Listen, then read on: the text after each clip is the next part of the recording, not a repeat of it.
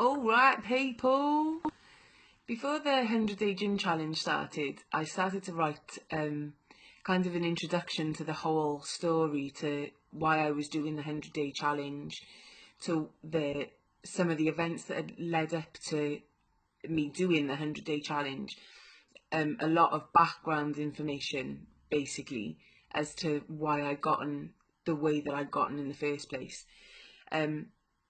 It's a lot of personal information, so I suppose struggled with like putting it out there, because if you don't know me personally, I will talk to anyone about anything and kind of draw on any experience that I do have.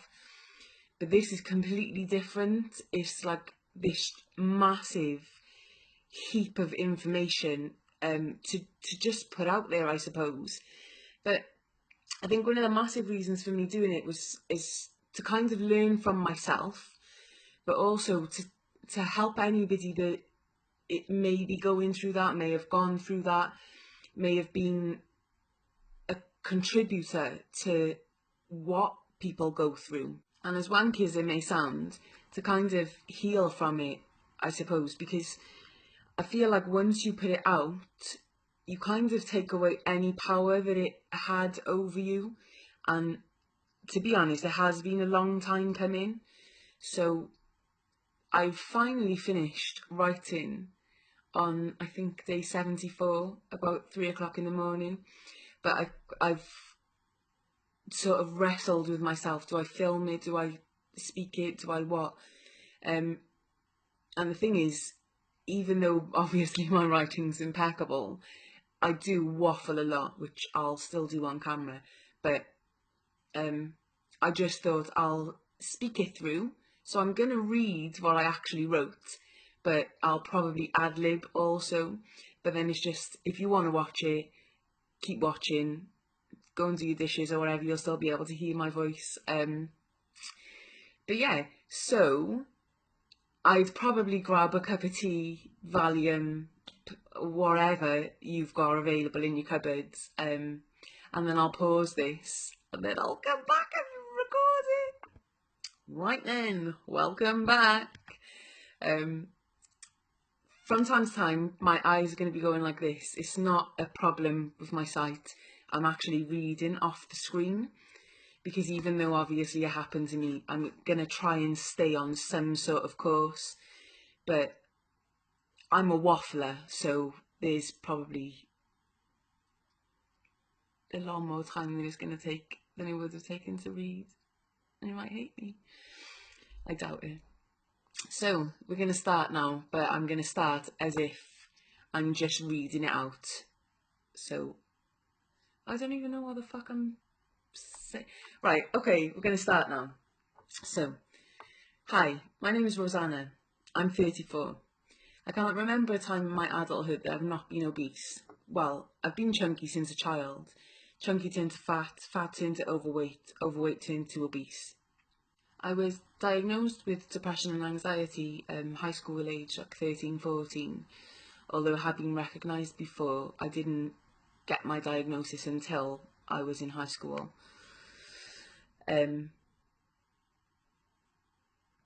But my disorder, condition, whatever you want to call it, has always allowed my comfort to be food. Although I wasn't a constant eater, I would probably eat more shit than I would good food at shitty times. And then it's like a cycle anyway, that you eat this stuff and it makes you feel alright for a second, and then it just bouts it all out of you anyway, so it's really not actually helping anybody. Anyway, but then I would go to bed then, and I think that's where it started getting a lot more serious. It wasn't, like I said, it wasn't out of control until I actually went to high school. My first 6 months in what can only be described as the worst high school ever was hideous. I spent my whole life so far in a small community-focused, massive, multicultural family. I'd say primary school, but it wasn't just that. These people were our family. That was just how it was. Big up the Singapore crew.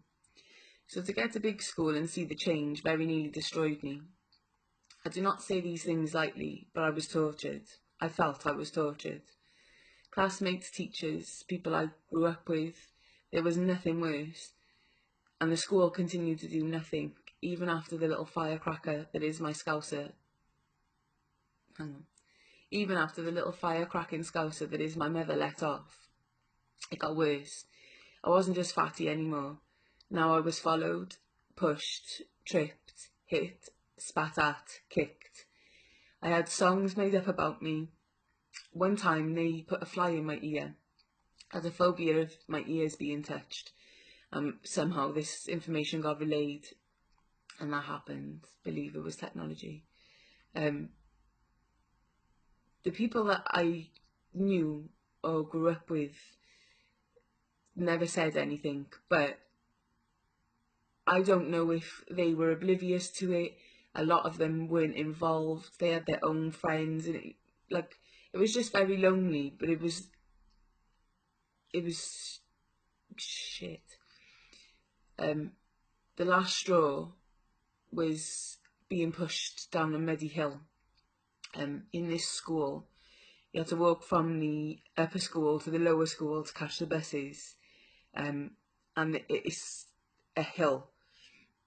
So obviously you can imagine when it rains, it gets very muddy.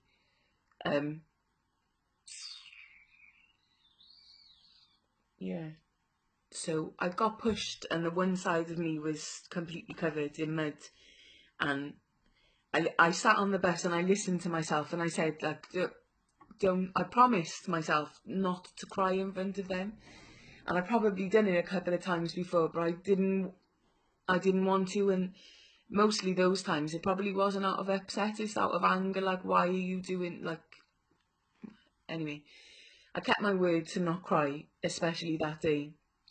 When I got home, I realised that was going to be my last day. I refused to go back. And my mum, being the gangster that she is, fully, completely backed it. Fast forward now, a month or so later, I'm a nervous 12 I was, wasn't I? Or was I 11? High school age. So I'm a nervous child. I knew one person at the school. I was a depressed, overweight teenager who liked being alone but loved people. This school was different. It was more like my primary school. I was so apprehensive. I shit you not. It was the best school ever. These strangers quickly accepted my weird ways, and that was it. I was one of those people that got on with everyone at the base of myself, but I was kind of welcome and forced myself into people's heart holes. I'm ecstatic to say I still have a lot of my high school buddies in my life. Mushy bit now, you lot will never understand the magnitude of what you did for me when I was a child, and I swear for that you'll always be in my heart. I talk to you as a whole school as well. It wasn't just like 5 of the closest people that made a difference. From the teachers to the eldest, the youngest, to my whole class of 99. You guys absolutely fucking rock, even the ones that are no longer with us. Throughout adulthood, I would be called fat by a million people. People would always tell me, "You're pretty for a fat girl," or "You'll be stunning if you lost weight," or "Your personality though." I've been friend zoned by more people than I care to even imagine. And of course, sometimes it's annoying, but I'm fat. It's true.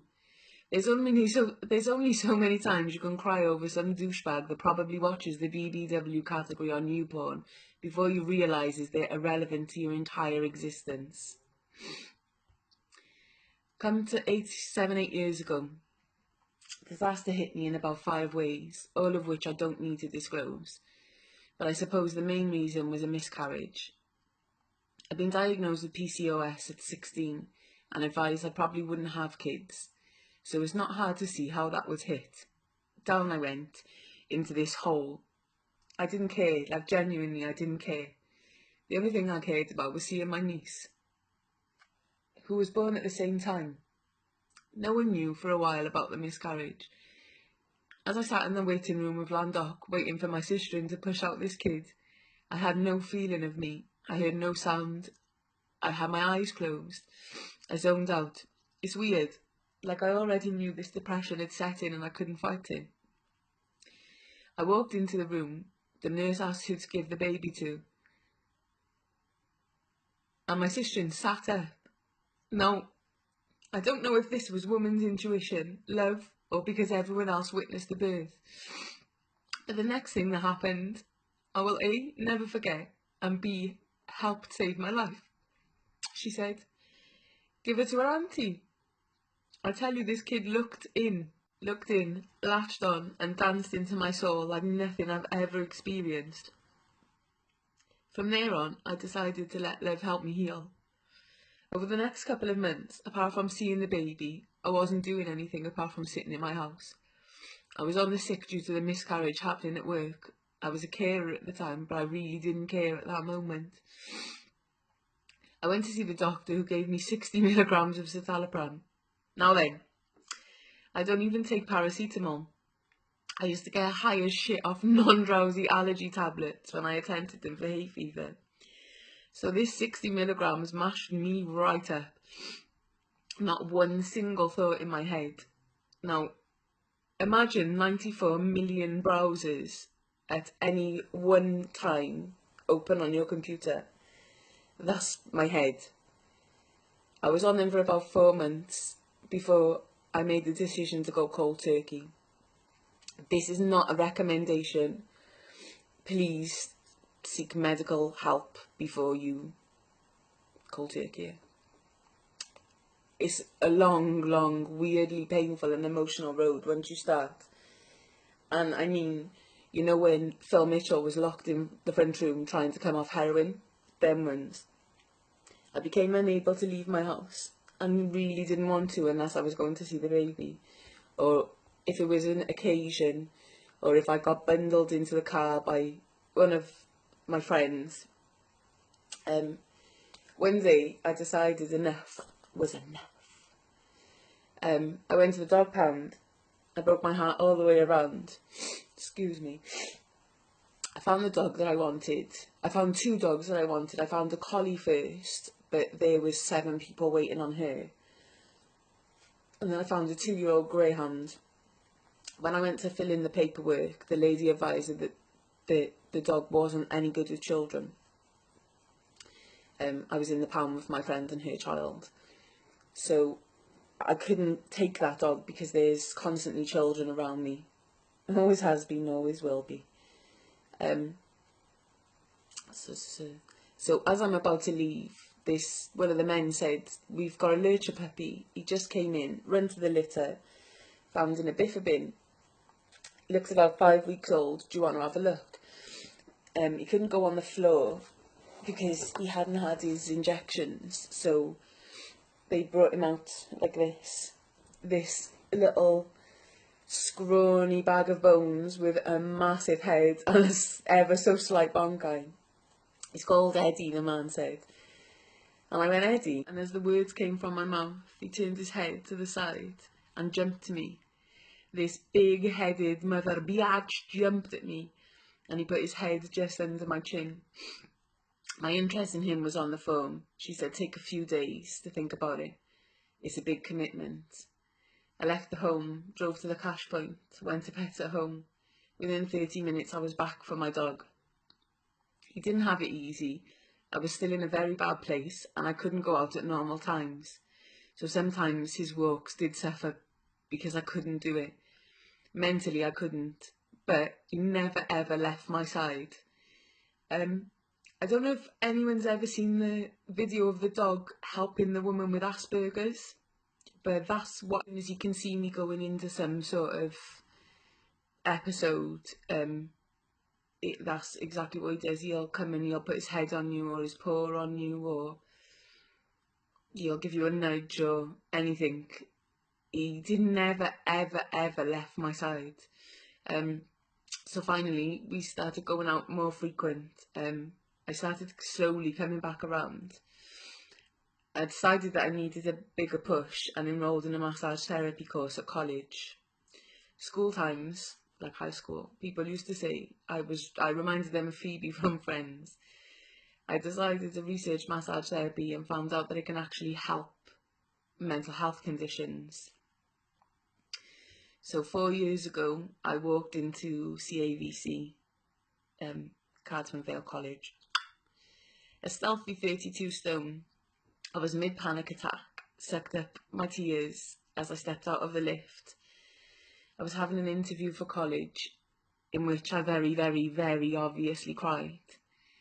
Again, I don't know if it was woman's intuition, caring about people, or seeing something in me, but something made this college tutor and therapist literally argue with someone on the phone to get me that place. I heard it. For that, I am eternally grateful for it, allowing me to get the next piece of my puzzle.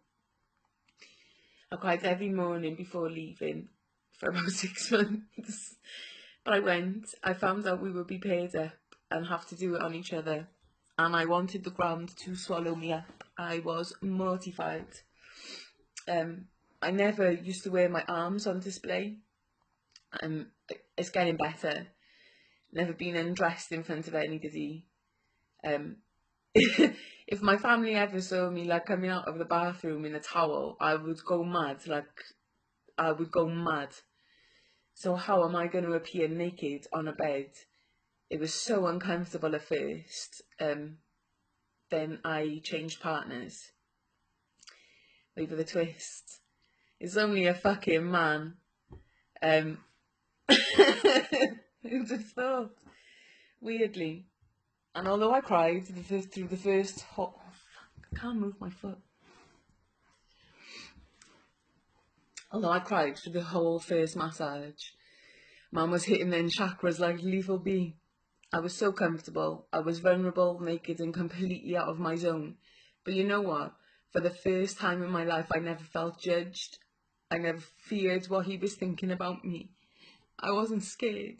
Don't get me wrong, I couldn't fully relax at first, purely because I felt exposed. But with time, I've managed to successfully force and keep myself in his life. Every day is a blessing for him, knowing that he can't ever get rid of me. These times were not even at the tip of the start. We'd have massive conversations, and he knows the things that will lure me into conversations. So he'd do it to me just before suggesting a walk home. Then before I would notice what was happening, I'd be halfway home, cursing somebody out or something. Because of this, I actually lost 2 stone while I was in college. My mum was smashing Slimming World. She had Woman of the Year. And my good friend, Willow, also started Slimming World and was making waves. Just how these 2 spoke about it made me want to try. But I tried before a million times and it never worked. I couldn't stick to it. I could go ages without eating. I didn't drink enough. I was so nervous going in, and there was my number. At first I did actually want to cry. Will it go up to my weight? Or if the scales break? Let this woman keep nagging at me and I'll break the scale over her fucking head. All of that. The number came out and I was mortified, in case it got said out loud, but it didn't. I listened to the people and the stories in the class, but somehow when it came to my turn, the descriptive narrative that is my voice seemed to have done an aerial on me. I did the shittest intros while trying not to cry, shake and spew at the same time. I'm not asked about crying in public, ask about me. The consultant was lovely. The class were made up of some cool people who I still talk to now. They provided massive support, again without fully knowing. I read all the books, paid attention, put alarms in my phone 3 times a day to remind me to eat. This was the start of the transformation. From this day, I would never see that number on the scales again. 6 months on, I lost 6 stone with Slimming World. I was fucking smashing it. I also just started training once a week with Fitbits. My friend was going and said she didn't mind taking me too.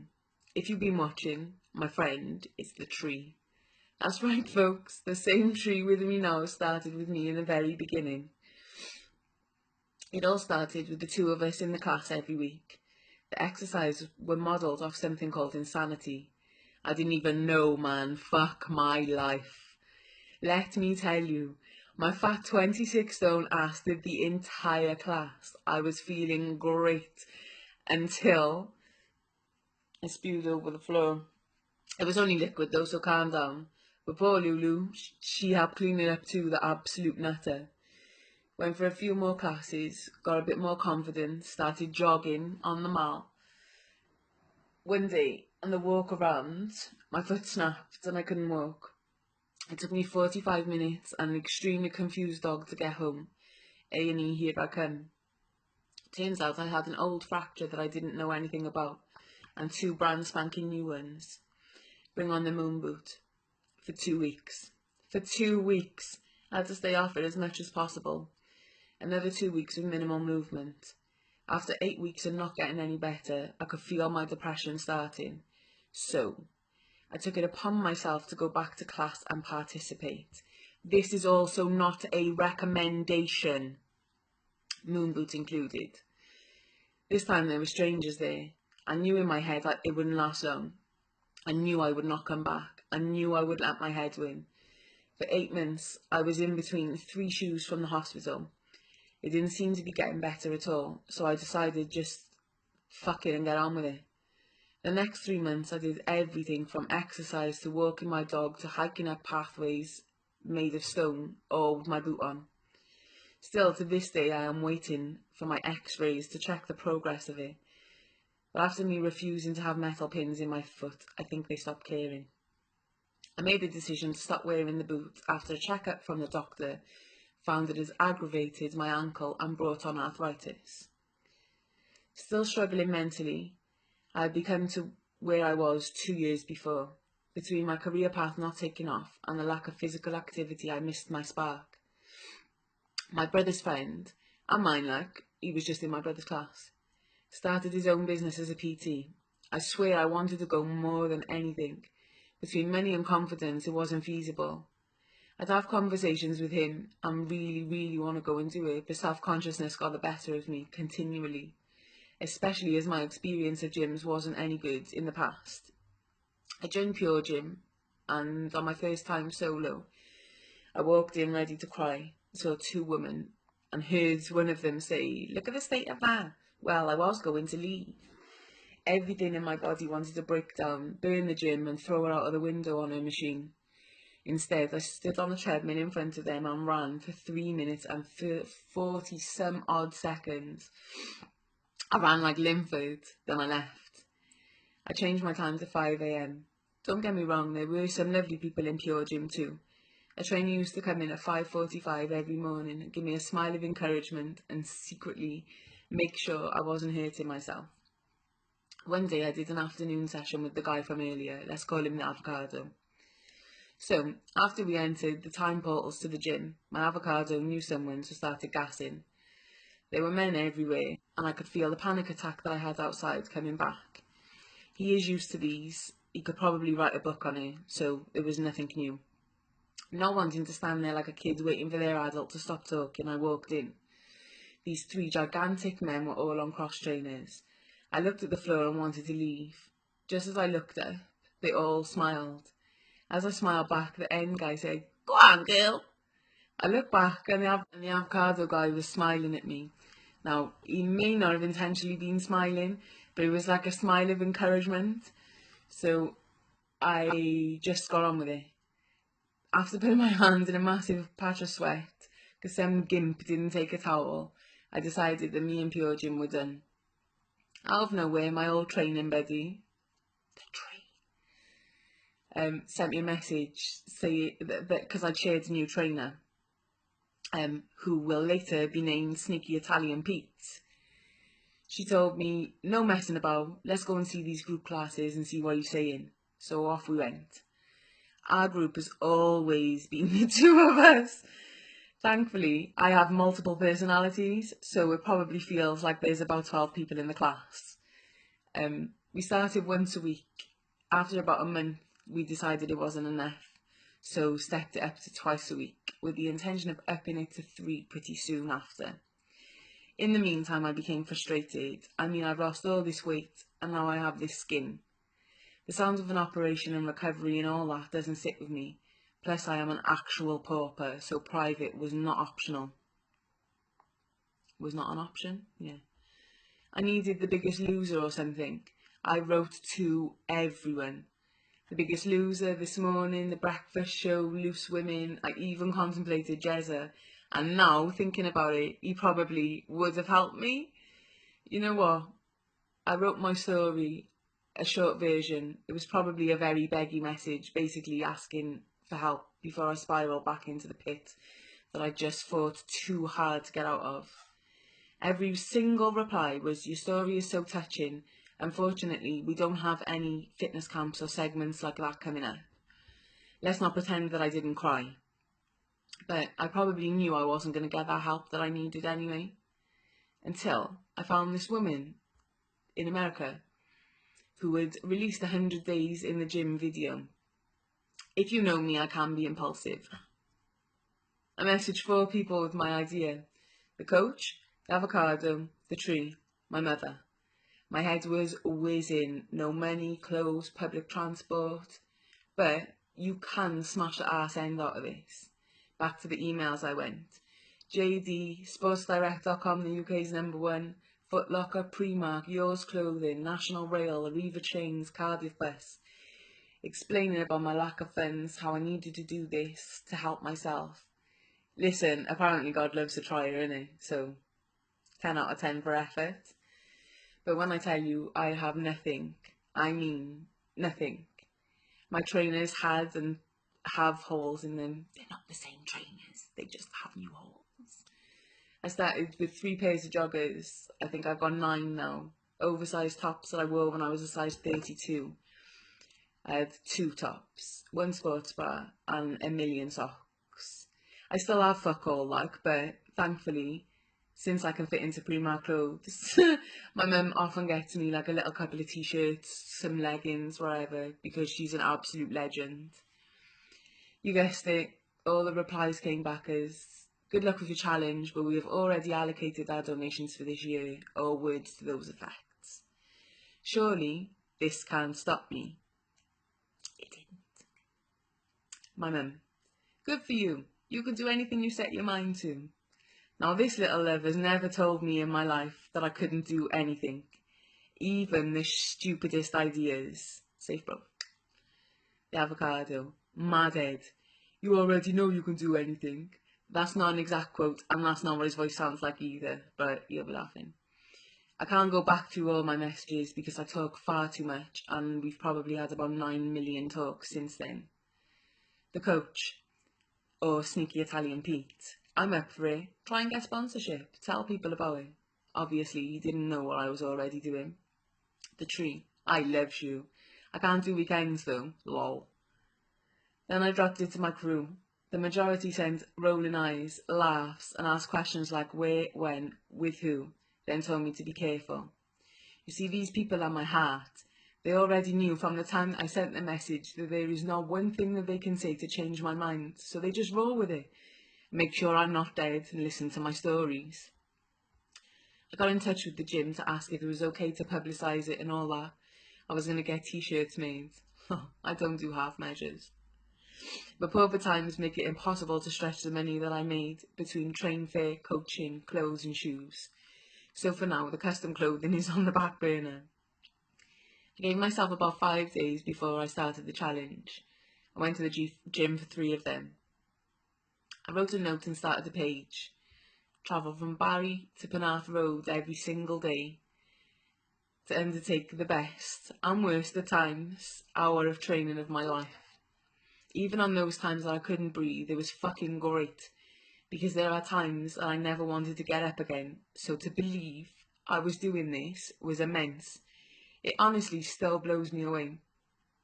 The reason for the page, for my recordings, for me sharing what I have, what I am achieving, is because I wanted to show myself.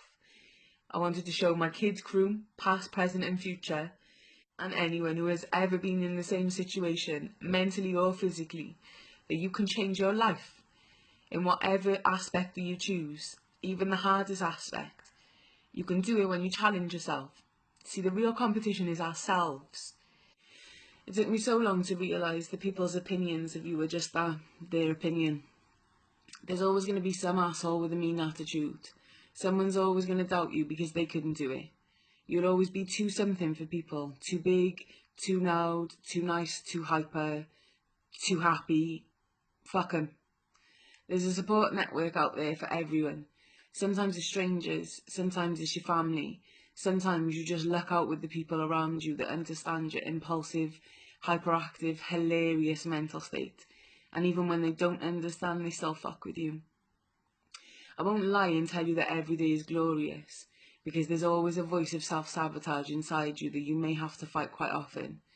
There's anxiety that takes over, and there's enough emotions to sink the Titanic, like before it hit the iceberg.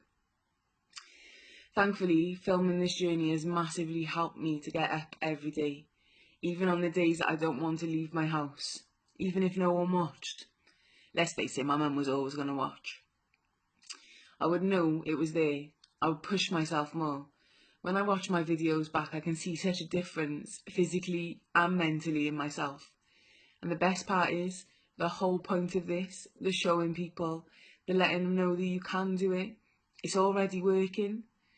So the people that are in my inbox starting your own journey, I know that I don't know you in real life, but I'm so proud of you that it's unbelievable, I swear.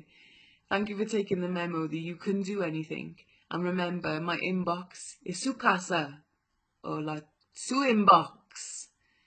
And now, well, here I am, 34 years old, 74 days into my gym challenge. But I'm not. I'm 81 days into my 100-day gym challenge. A different person physically and mentally. Don't worry, the good mental side's still there. Looking at our next challenge to be a mini triathlon while I'm studying for my personal trainer qualification. Who the fucking thought? See, you really can do anything.